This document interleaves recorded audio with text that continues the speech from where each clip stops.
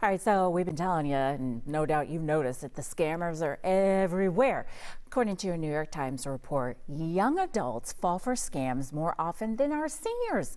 So Michelle Castrow with Workforce Solutions, our morning sunshine, is here this morning with some tips to avoid the employment scams. So I can't imagine, are they looking at, getting the job that you're interested in? How is this working?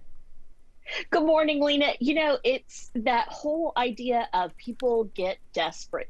And when you get desperate, that makes you vulnerable to these unscrupulous players. And so you're looking for, how to pay those bills. And sometimes you let your guard down. So some of the scams that we're seeing include placement fees. You should never pay to get an application in. Even when you are working with staffing agencies, the employer pays. Another thing that we're seeing is repackaging schemes. People will send you stuff. All you have to do is repackage them and reship them out.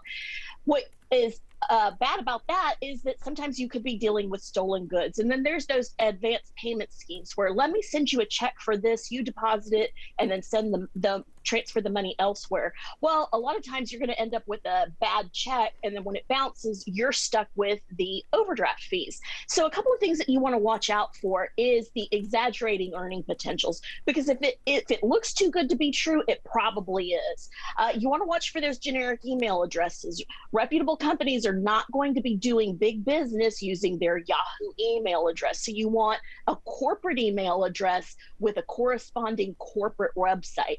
Third-party communication apps. You want to actually be able to talk to somebody using a direct phone call. So if they're keeping you on WhatsApp or Messenger or even like Google Hangouts or something like that, make sure that you get a real phone call. You also want to watch for the bad grammar and spelling, because that's a sign that maybe there's auto translations happening. So those messages are actually coming from outside the US.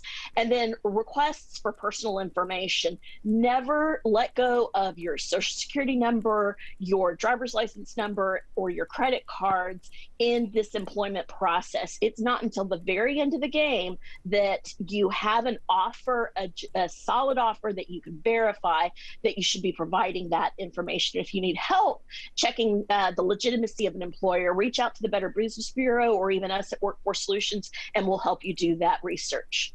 Okay, Michelle Castrow, and I did notice that you wear your yellow with our morning sunshine.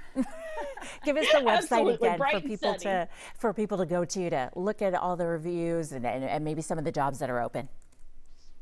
Exactly. So head on over to mytxcareer.com. We have a variety of jobs that we have open. We're recruiting today for a brand manager in the Hobby Airport area, a machine operator out in Columbus, an apartment maintenance tech in the Montrose area, a customer service rep. That's a remote job. So if you do want to still continue to work from home, that's a great opportunity. And, we've heard a lot about space this week. So I wanted to remind everybody that Houston is still home to NASA, and we're looking to place a senior electrical engineer at NASA. So we too still have the aerospace jobs. Oh my gosh. And then you could say, I work at NASA. I'm a pointy head. I work at NASA. Michelle Castrow, thank you. Appreciate you. Workforce Solutions. Doesn't her smile just make you so happy?